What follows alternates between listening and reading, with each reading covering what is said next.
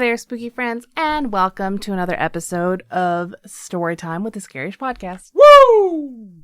I'm Robin Grace Zam Diaz, and today Hello. we're here with another few homegrown horrors. Adam, why don't you tell us what homegrown horrors are? Homegrown horrors are the wonderful stories that the listeners and viewers have sent in that are supernatural, paranormal, coincidental, sometimes true crime, sometimes extraterrestrial in nature.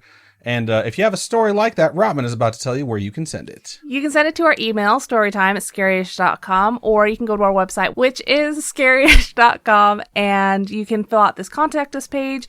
You go there, type in your email, type in your actual story, and it sends it to us that way. Indeed. So if you have a story, however you are most comfortable sending it to us, we would love to hear from you. We're going to be reading 4 homegrown horrors this evening. And I believe I'm going to be going first, if I am not mistaken. I have no idea, so if you want to go first, you do that. Robin was napping 5 minutes ago, so she is new to this earth yet again, so no big deal. I will go first. The first story that we are going to be reading, subject is Storytime. Feel free to read it on the podcast. So that's the way to do it. We always hope that we can get permission to read your stories because it is very helpful for us to know whether or not it is something that you're just sharing because you want some feedback on so you don't feel crazy. Or if it's something that you would like shared to the entire spooky friends. And so we already got that permission. Good to know. Starts out like this. You can share this on the podcast. Smiley face. Cool. Double permission. And it goes, "Hi, Robin, Adam, and Spooky Mom. Hello." Hello. My mom says, "Hello."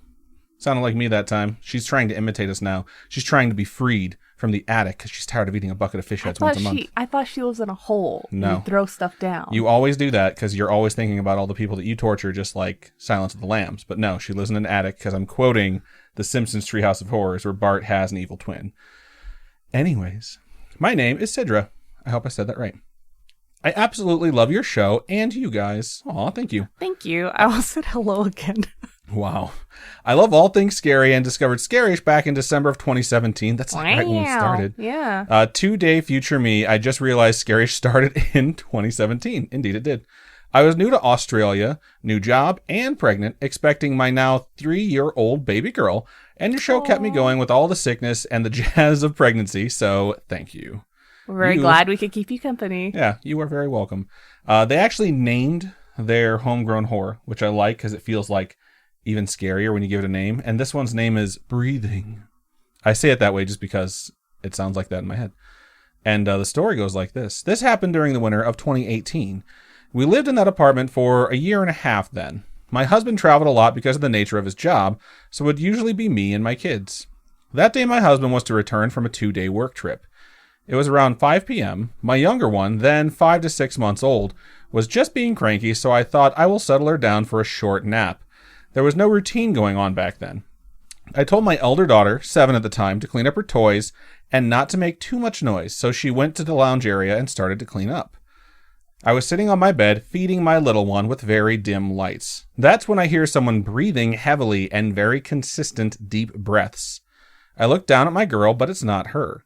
I stop breathing myself to hear the sound better, but it's very heavy and very nearby. So I call out to my elder daughter as softly as I can so as not to wake the baby, and right that moment, my daughter comes in the room and asks me, "Mommy, can you hear someone breathing?" That is fucking creepy. Mm-hmm. Like, I just got cold chills. No. Big no. My husband does breathe heavily sometimes, but only when he is sleeping. Not to scare her, and then a parenthesis says, and myself. I just asked her to go see if Dad was home, even though I knew there was no way he would have come in and we wouldn't have heard it. The breathing continued. My daughter and I searched the house and didn't find anything. I called my friend, not like she could do anything, just talking to her on the phone and telling her what was happening calmed me a bit. We were absolutely creeped out. The sound of breathing just vanished.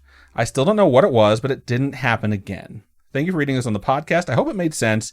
This is the first time I've written something close to a story. I have a lot of other creepy/coincidental stories, which I will send in. Until then, keep on creeping on. The idea that there's just this creepy breathing sound is just, I don't know. I can't even imagine if I was walking down the hallway, right, and I just heard breathing behind me. It would be terrifying. At SpookyCon, we all kind of talked about the ways we would haunt people if we were ghosts. And like Luna had said that they would be the kind of person that would like run down the hallway and stop right in front of someone because that's super terrifying. Yes. And that kind of reminds me of this. Someone was like, I'm going to start off with the heavy breathing. That's always a classic. And I'll go from there. And I feel like this could have been Luna from like a different time zone, or not time Parallel zone, like universe. Parallel universe deciding they're going to start implementing new haunting ways. So either way, I really enjoy the story, Sidra, and hopefully that heavy breathing doesn't come back again in the future. Maybe it's the ghost of a dragon. You never know. Very plausible. I don't know. All right. It would be less scary thinking about it that way, right? Fucking ghost dragon? If it was the ghost of a dragon and you're just hearing the sound of the dragon. I don't know what literature you've read about dragons, but dragons are kind of fucking terrifying. But it's like you have a dragon protecting the house, right? And the gold that it's protecting are your children. Wow. Isn't that sweet? It's so That's sweet. a much less scary way to think about it. That is far more likely. How did I not think of that? Yeah. So, either way, thank you so much for sending that in. All right. So my next story is from Chelsea, and it goes, "Hi, Adam and Robin." Hello. Hello. I doubt you remember me, but I wrote a story quite a while ago about using a Ouija board and discovered I was supposedly being followed by an entity. I do remember it. There are several that came in that are similar like that, but I believe I remember this one specifically. Well, this story happened last night, and it's not necessarily scary so much as it is just weird. Have you ever been driving under a streetlight and it suddenly goes out? This has happened to me for a long time now, but only with certain lights around my city. When we say street lights, I believe in my brain we're talking about the ones that run alongside the street, right. Like sidewalk lights. Yeah, not the ones that are like red, yellow, green. When red, yellow, green lights go out when you're going underneath them, that's guaranteed the devil. So if it's the lights alongside of the road, that could be something simple like a werewolf or a vampire, not necessarily just a demon or a devil. All right. Every time I drive past them, they go out. Last night, my family and I went for a walk after dark. As we were approaching a streetlight, it went out. Since I've always been driving when it happens, I've never got to mess with the light before. All right. After we passed under it, it came back on. I told my fiance to wait a minute so that I could check something. I turned around and started walking back towards the light. It went out again. I kind of got a little spooked and went back to my fiance. He thought it was hilarious that I was spooked and that it was probably just some weird coincidence. Maybe it's a sensor that's switched. Yeah, I thought that same thing. Where it's like, okay, if somebody passes it, it should turn it on, but it's the other way around. Maybe. I don't know. He said, go back, and if it happens again, then that's freaky. I walked back over the light and got right under it. I turned back toward my fiance like, okay, you're right, I'm just overreacting. Nah, it went out with me right underneath it. Wow. I freaked the hell out and sprinted away from it. It turned back on again. I didn't stop speed walking until I was in the safety of my front lawn. It's not as scary as some of the other stories that have been read on here, but it is definitely odd and gave me a weird feeling. I wonder if that entity might still be attached to me. Who knows? I don't know. Hopefully not. Hopefully right. It's just a technological coincidence. Yes. Anyway, thank you so much for reading and hope you enjoyed. I would love to hear your guys' thoughts on what you think might have made it go out like that. Love you guys, Chelsea.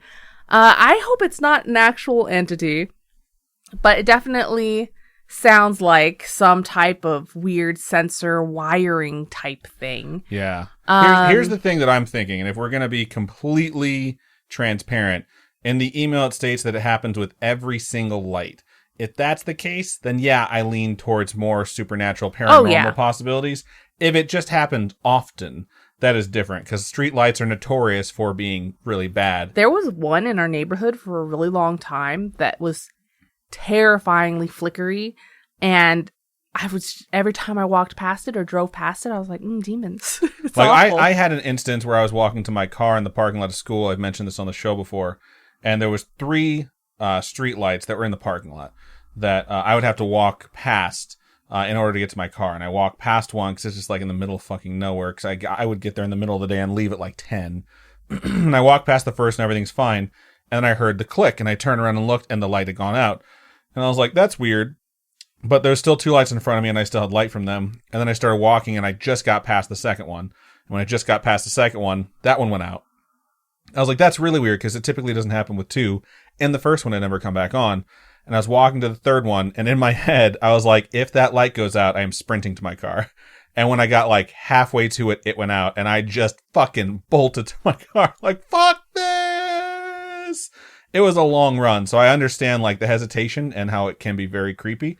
Yeah. But if it's not every single light, I wouldn't jump to the entity attached to you angle of it, because that'll just scare you more and possibly give it more power. But if you're right under it when it happens and you're just standing there and it just goes out, I would run. What I would do is I would start trying to turn it off with my brain.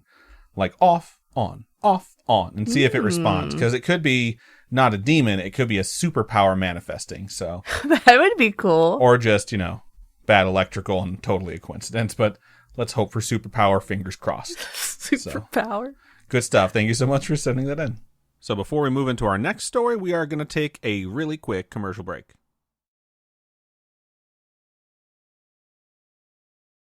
And we're back. All right, so I'm going to go ahead and get into the third story of the show, and this one's subject is so many stories, so little time. And it says, sorry, I wrote this at work and then sent it to my personal email. Cute. No worries. It says, you can totally read this on the podcast. Hello, spooky mom.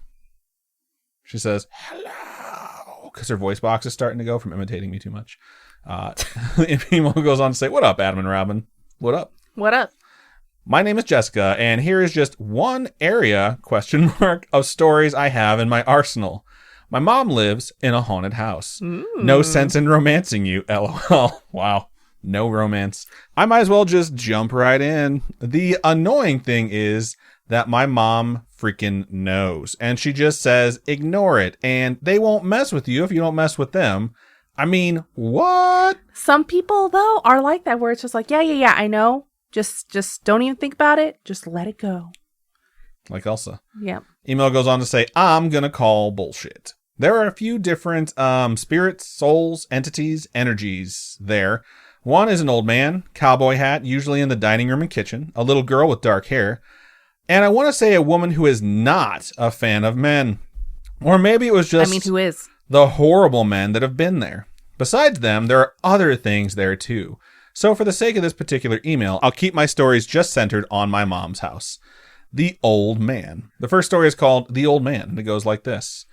After adulting for a while, I had to move back in with my mom.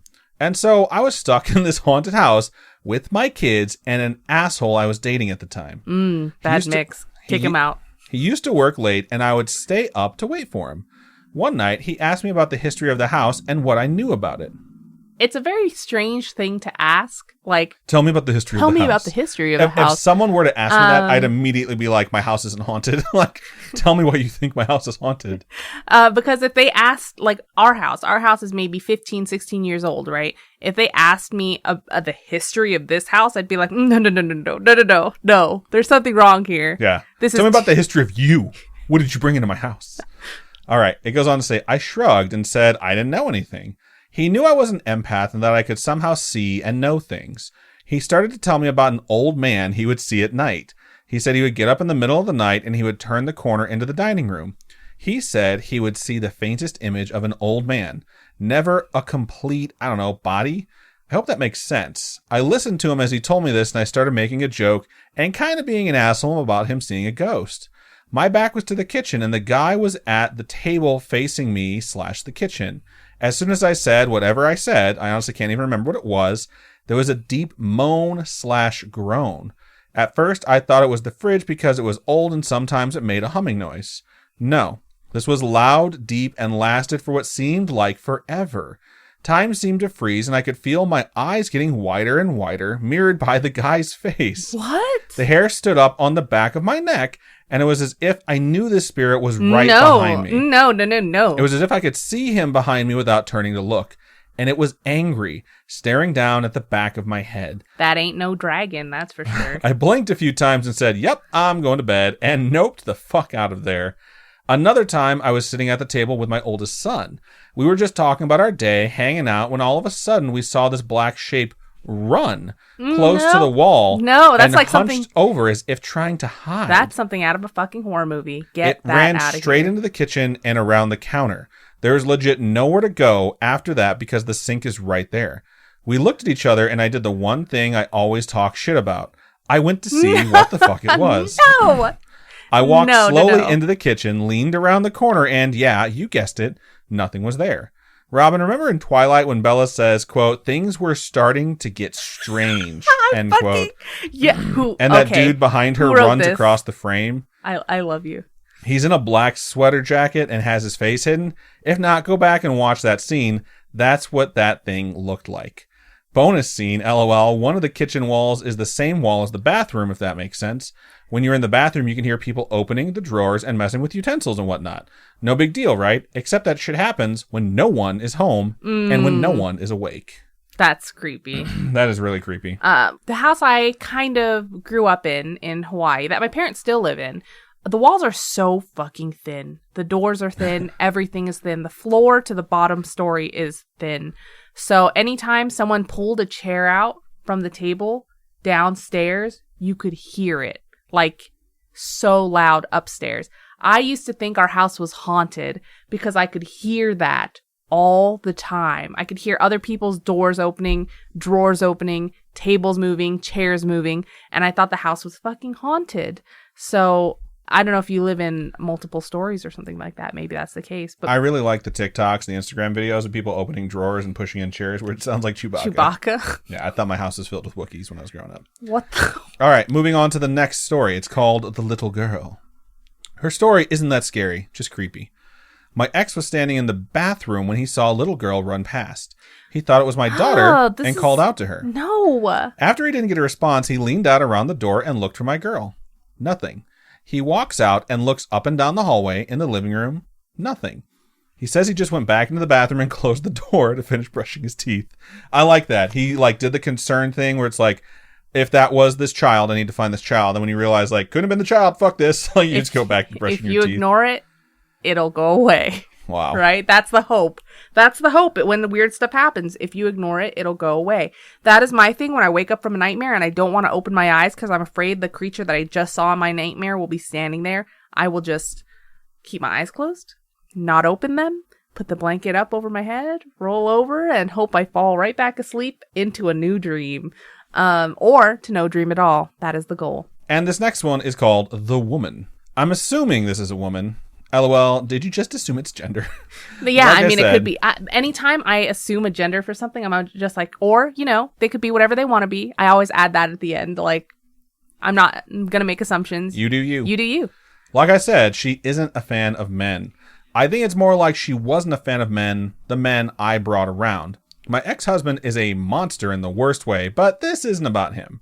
However, when he was alone in the house, he would hear angry pacing up and down the hallway if he was in the living room.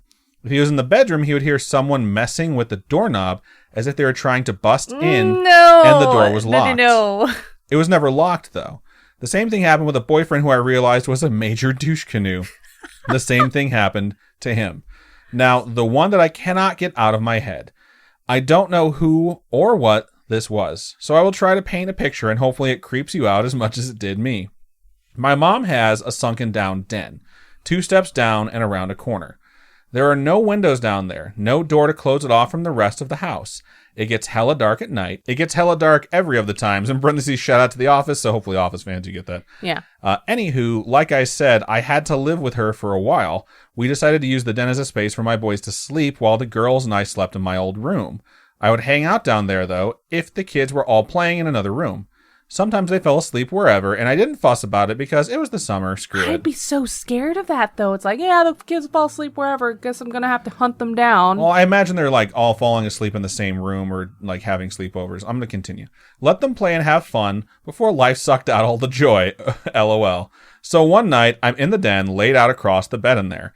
All the lights are off. Just me on my phone looking at Insta or Facebook.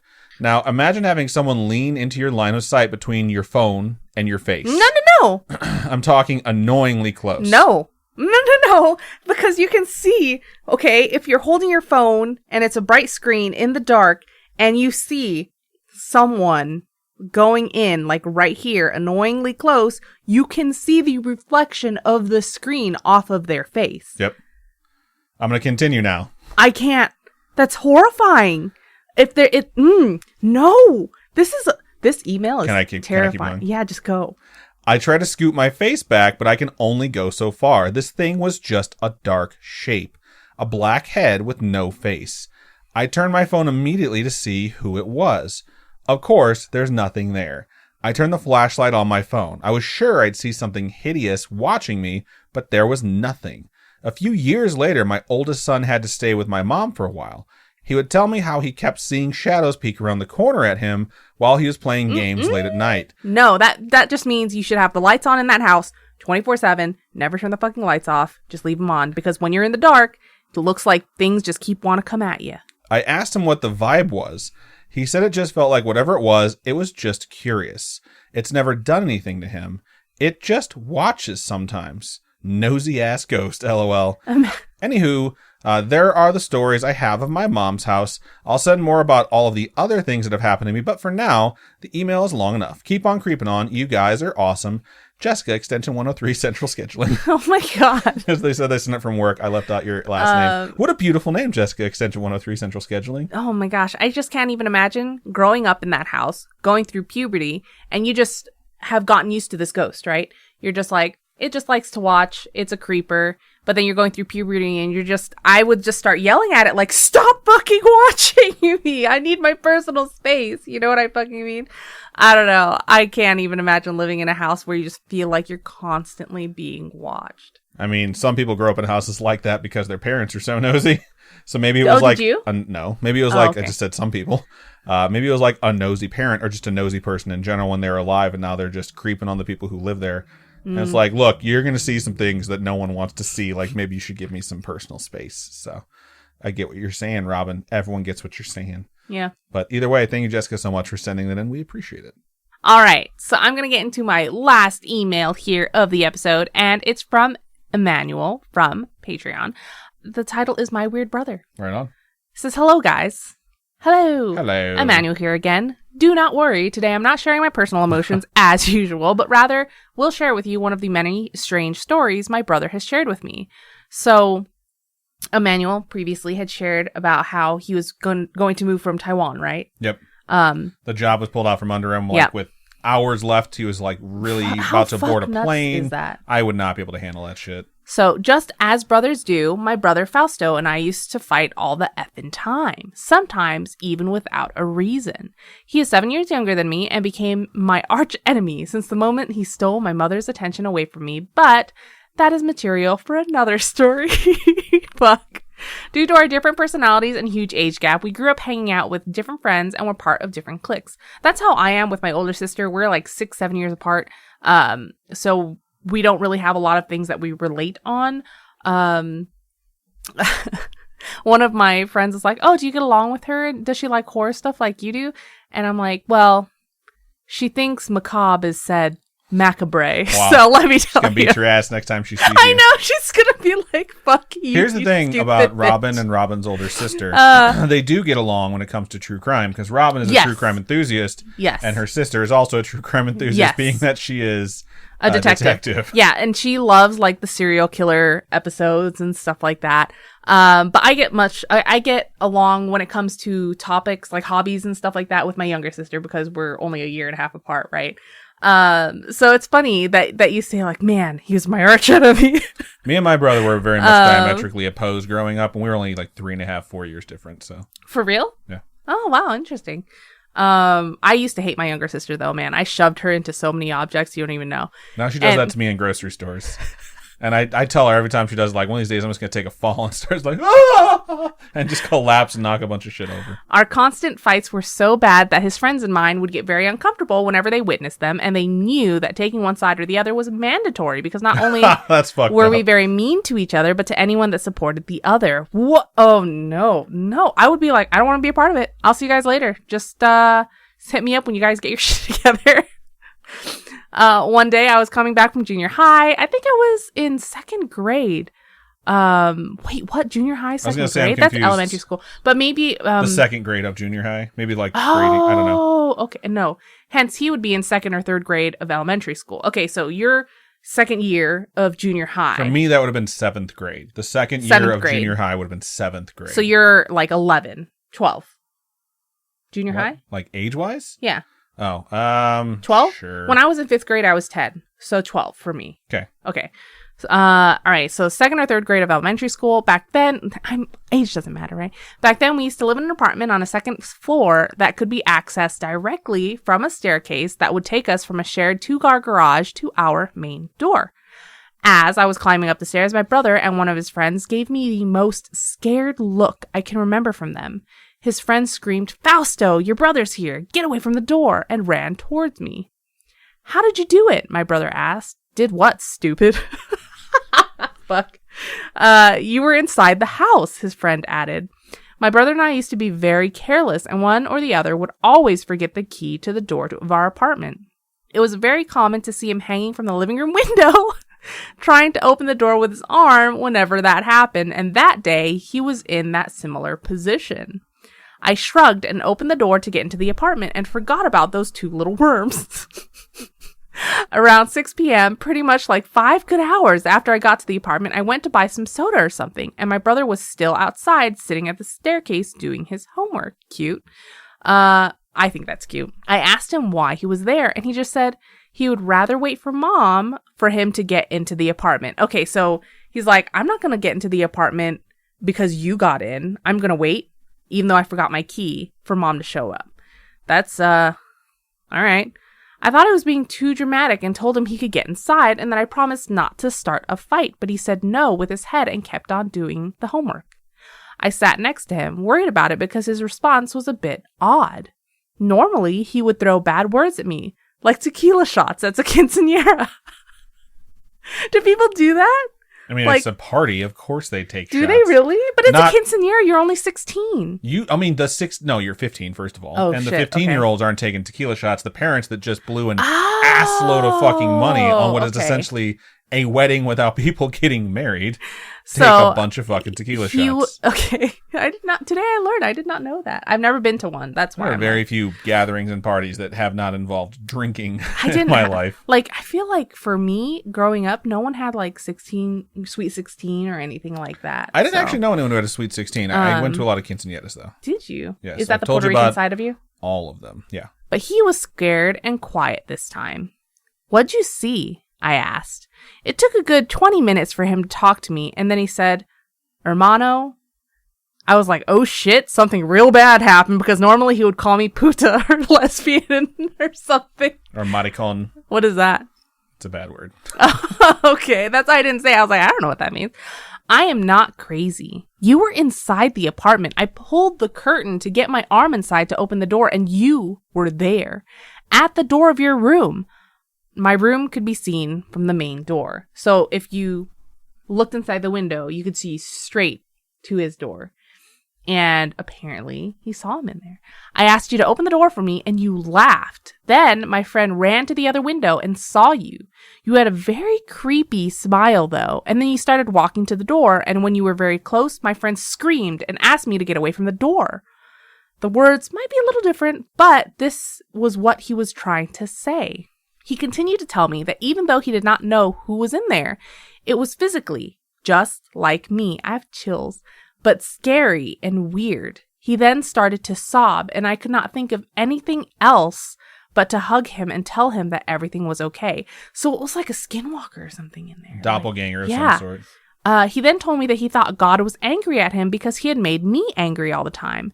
I told him that we both made each other angry, and that even though he was adopted, which he's not, he is not, and that I hated him with the entirety of the black hole in my chest, I would protect him always. That's very sweet. That's and very brotherly at the same sure. time.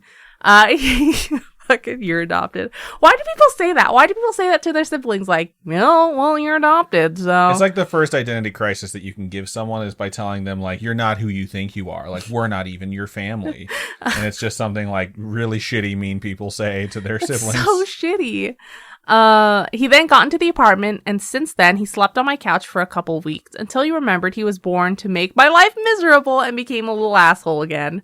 A few weeks went by when I found him sleeping on my couch again. I asked him to leave immediately, and half asleep, he asked me to let him sleep there tonight because the kid in his room did not let him go to sleep. That's terrifying. Fuck that! Oh my god! I asked him what kid, and he said that there was a kid staring at him from the other bed in his room because he had twin beds in his room, and that he was wearing a baseball cap. Every time I look at him, he stares back, but his head moves like mine when I look away, end quote. It's like a reflection. Fuck that. I locked the door to my bedroom and let him stay. I would too. Fuck yeah, lock the door. Don't let anyone else in. That's terrifying. The next day I asked him about it, trying to frame the question as if he remembered the kid he dreamed about. He said it was not a dream, and he looked at me dead in the eye and said, quote, I think this is the same thing that was looking like you the other day. He is learning how to be us. Okay, that time I got cold chills. That's fucking terrifying. I got chills just by remembering that moment. He was not joking about the whole thing, and he had a very clear memory of that moment. A few weeks later, a friend of our mom visited and did a cleansing of the apartment with my mom. Maybe she also was feeling some stuff. And after that moment, my brother stopped feeling uneasy in that apartment.